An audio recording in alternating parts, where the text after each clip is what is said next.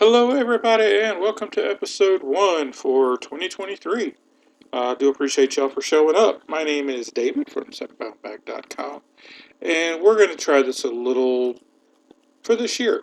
Let's have fun with it, see how we do. So, let's get into why we're here. Let's rank the top jobs available for NFL coaches. Now, I'll be honest with you. I was going to do this last week because, again, Black Monday is kind of that week, but I honestly thought we were going to end up with at least one, if not two, possibly even three additions after Wild Card Weekend. Because who knows what would have happened with the Commanders. You kind of looked at Dallas losing out, but they did a great job on Monday. And Brandon Staley, I mean, if you're a Chargers fan, you got to look sideways at your owner. Because how on earth are you not firing that coach still? I mean, I know it's not the Chargers' MO to do the smart thing, but... And they ran the ball 7 times in the second half. That's a fireable offense. I'm sorry. That's textbook how you blow that game. And I won't delve on it because other people has, but I mean, watch the last 3 minutes of the Ravens playoff. That's how you run out the clock. They should have been doing that the entire second half. But 7 rushes in the entire second half? Yeah, you should be fired for that. But let's talk about the 5 jobs that we do have. Now, I'm going to do this a little differently because those of you that know me know that I have to throw caveats into everything. And when you say what is the best job, well, where am I coming from? Am I coming at it as Jim Harbaugh? Which means I basically have my pick of what I want. I've also got some control and I've got some gravitas walking into the locker room. Am I coming at this as Sean Payton where I can pretty much do whatever I want? I've got a blank checkbook and the other team, I'm going to solve any locker room problem when I walk in the door.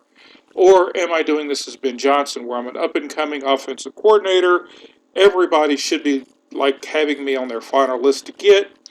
And yeah, I'm that darn good because, I mean, look what I did with Jared Goff. I mean, think about what I could do with some other quarterbacks. So it really depends on how I approach this job because Sean Payton is going to look at the Houston job differently than Ben Johnson is. Because I'm not entirely sure I want that job if I'm Sean Payton. So let's look at it from that point of view, okay? Coming in at number 5, it is your Arizona Cardinals. Now, Arizona, 22nd in offense, 31st in defense, has got a lot of problems. They're going to get rid of a first ballot Hall of Famer. And I just don't understand that. They're also going to lose another first ballot Hall of Famer on defense, and they have a lot of free agent questions. The good thing about them is they do have the 3rd overall pick. They don't necessarily need a quarterback, but I'll come back to him in a little bit. But they are also 13th in the cap, according to overthecap.com. So they've got something there. The problem that they've got is, are you really that enthusiastic about Kyler Murray this far in? Do you really think he's your answer? Because he's going to have input on you. Tom Brady having input on you is not a bad thing. Aaron Rodgers, as much as I dig at him, having input on you is not exactly a bad thing. Kyler Murray having input? Really? I mean, it's kind of like Jared Goff having input on you. Talented, yes. Highly drafted, yes. Is he the man, though? Is he the guy in that locker room? So that, to me, makes Arizona easily 5th. Plus, you have got a lot of free agent questions that you've got to deal with. And I'm not so sure that locker room's really going to rally around you. But let's put a pin in Kyler, because maybe we'll talk about him later. But let's say that Atlanta calls you up and offers you the 9th pick for Kyler Murray. Are you turning it down? If the Colts offer you the 4th pick for Kyler, I'm pretty sure the response would be, and what? Because do you have to give like Kyler Murray and your 2nd round pick for the 4th overall? Because you ain't getting it straight up. And I think Chicago just laughs at you. So, yeah, I don't think that's your. I don't know if Kyler Murray is that valuable, to be quite honest with you. Number four, and this may surprise you a bit, Indianapolis. Yeah. First off, we have a goofy owner. You got to watch those. Second off, 30th in offense, 29th in defense. They have progressed on both sides of the ball. And it's not just let's have a 1 year rental on an old quarterback thing.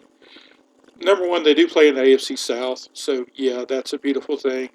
Number two, they are 10th in salary cap due to overthecap.com. So you have room there to do stuff with.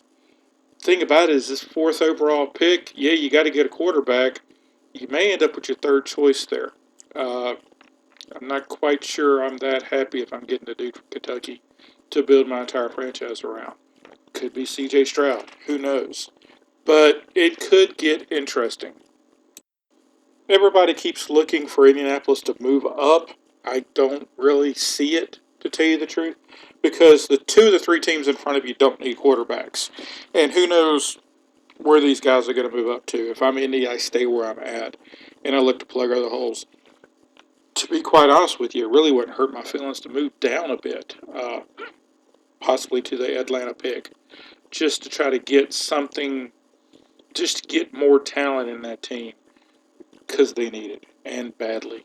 The goofy owner does concern me, but again, if I'm Sean Payton or if I'm Jim Harbaugh, not as much because he does. Yes, he's goofy, but he does have a tendency to sit down and shut up. He's not a Jerry Jones on his worst day problem. At number three, we have the Denver Broncos. Now, may seem a bit odd to have them this low, but possibly even this high. But I think it's a good spot to have them. 32nd in offense, 14th in defense. Do keep in mind at one time they were the worst offense and best defense in the entire NFL, depending on some metrics. They are 19th in cap, so not terrible, according to overthecap.com. But a couple things you have an issue with. Number one, they have hired three straight coaches that did not have previous head coaching experience. An eye for coordinators, I guess you could say, who should be head coaches because, yeah, they've kind of whiffed a few times. But if I'm Sean Payton or if I'm Jim Harbaugh, I can fix Russell Wilson. I have that gravitas that he's going to listen to me, or I have that ego that he's going to listen to me. You pick between Sean and Jim, which one do you think I'm talking about? But if I can back Russell Wilson up 3 years, I mean, let's put it this way: it's not like I got to back him up 10 years or rebuild Zach Wilson. If I can just back up his quarterback clock 3 years, I've got an All-Pro, and Denver has weapons, so there is room to grow there. And if I can navigate re-signing some players, or maybe even bringing some more weapons in, I'm there. And I don't think Denver's that far away. So why aren't they higher? Because I got to back up Russell Wilson 3 years. Because he is going to be a salary cap albatross, and I have lost so many picks for him. So that's going to make it more difficult. Now, the good thing about Denver is if I go to my owner and say, hey, I can move us from 7-10 to 11-6, but I need a $40 million check now to do it. He's going to hand me one. He's going to be like, here's your check. And I'm going to be like, oh, cool. Here's my $40 million check. Oh, there's two in here. Yeah, just in case you need it next time. That way you don't have to worry about coming to me. Just there you go. That's not a bad thing for an owner to have as a coach, as a GM. That's not exactly a bad thing. He don't care. He wants a winner. Denver's always had really good fans. They've always had a really good atmosphere. They need a grown up in the room as a coach. And again, being the NFL fan on the couch, I think I'm that guy. Number two, and this may surprise you a bit because I am a bit of a homer, is the Carolina Panthers. Uh, yeah. I don't think Stillbooks is head coaching. I mean, you got to mix in a play action. You got to mix in some sweeps. You got to do something. Power running game is great, and Carolina is always about the power running game, going all the way back to Foster. There's an issue, something in that building where they're like, we just want a power run game. and they've been like that since 1995. It's an issue. But J.C. Horn doesn't break his wrist, they're in the playoffs. We're not having this conversation. Just let's be honest with each other here. So there's a lot of talent there. 20th on offense, even with the quarterback shenanigans. 19th on defense. Again, I think that's more of a bearing on the offense. There is a lot of talent here. So why aren't they number one? Well, when I first recorded this show, they were. They were first out the gate. No homerism required. But then they are 23rd in capper. What do I do here? I do have a nice high pick.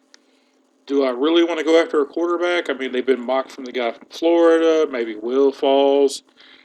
To me, I kind of sit where I'm at. I don't think Sam Darnold's terrible. I would rather get an offensive lineman with my first round draft pick. So let's kind of look and see who falls to us. Look and see who wants to jump up and maybe get a quarterback.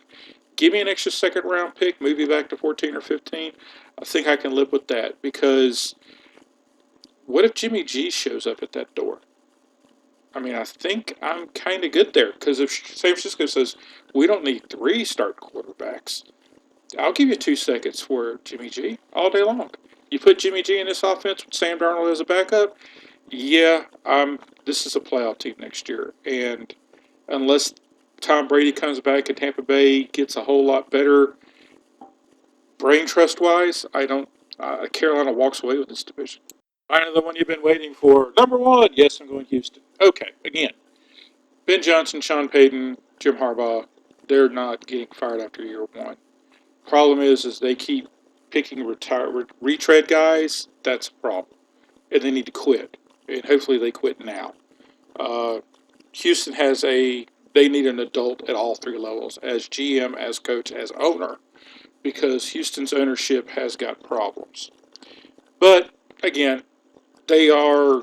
I mean, they are seventh in cap room. That's amazing. I can do tons of stuff with that.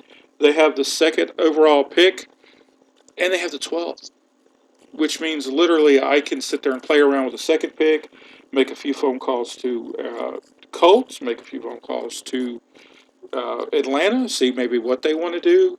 I've got the 12th overall pick, which means I should get at no worst the fourth best offensive lineman based on how most mocks are going. I could even trade down that number 12 pick, possibly even move up if there's somebody that I really like. I Again, we won't talk about it, but if Chicago gets really stupid, I get Will Anderson to run my defense for the next decade. Which, after having the first overall pick twice before and spending on defensive players, yeah, I've got. I mean, Will Anderson's just a monster. Let's put it that way. Maybe I move from 12 up. I've got the draft capital, and yeah, I I think I'm in good position. I come out of that draft with C.J. Stroud and Will Anderson. Yeah, good things are going to happen here in Texas.